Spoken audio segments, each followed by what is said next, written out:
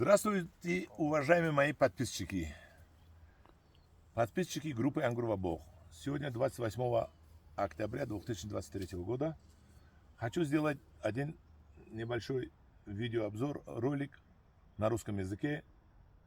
Извините, что я на русском языке не очень хорошо разговариваю и медленно слова произношу. Думаю пока, что говорит.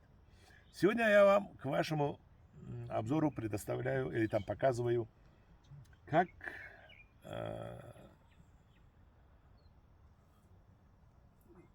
в Таджикистане наш брат Азим начал выращивать шафран в экспериментальном варианте.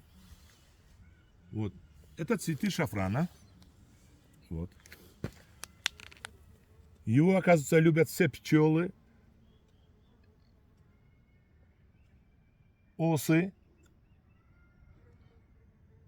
и другие все летающие.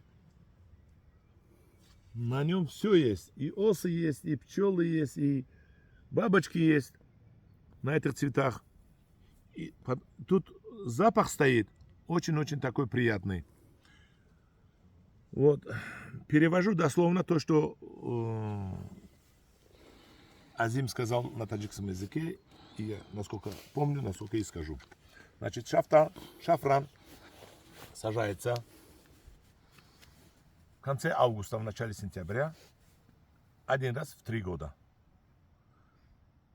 В августе сажается, 3 раза поливают, в октябре, вот в это время уже начинают собирать урожай, сбор урожая. Сейчас я вам покажу, что из себя представляет урожай шафрана. Вот.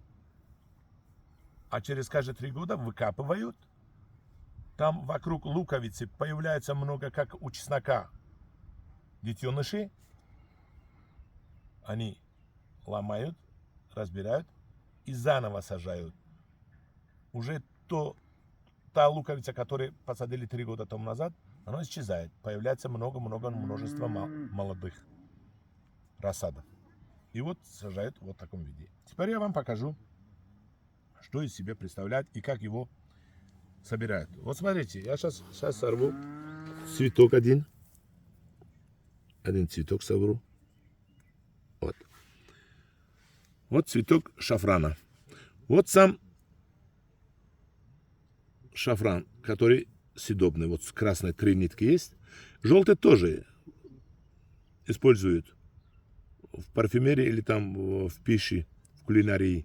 И вот этот красный особенно используют в пище и в кулинарии.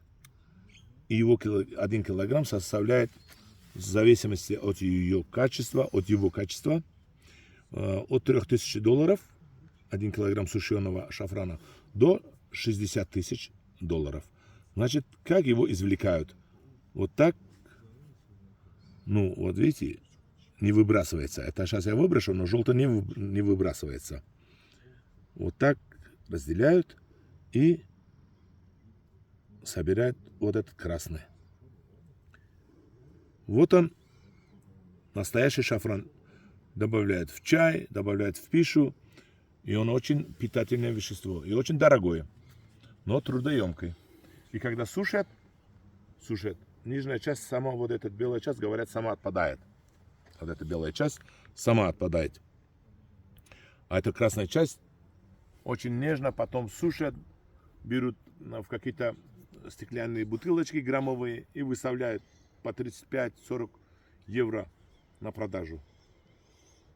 И вот еще раз с ними, вот Азим начал выращивать в Таджикистане шафран. И я очень надеюсь, что в Таджикистане будут такие сотни, тысячи гектаров шафрана.